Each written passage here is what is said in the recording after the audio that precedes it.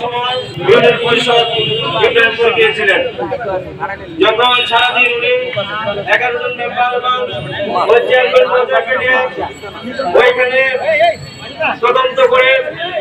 তদন্ত শেষে বিকেল 5টার দিকে আমরা আমাদের বাসায় চলে যাই এবং উনি ওনার বাসায় চলে যায়।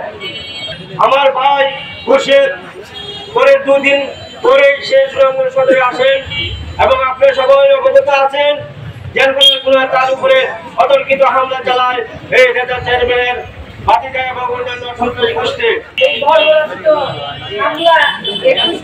আমাদের প্যানেল চেয়ারম্যান উপর যে হামলা করেছে আমরা নিন্দা জানাই তাকে। তাই প্রশাসনকে বলবো আপনারা সত্যতার পরিচয় দিয়ে অতি দ্রুত তাদের আইনের আওতায় আনার জন্য আমরা অনুরোধ জানাচ্ছি।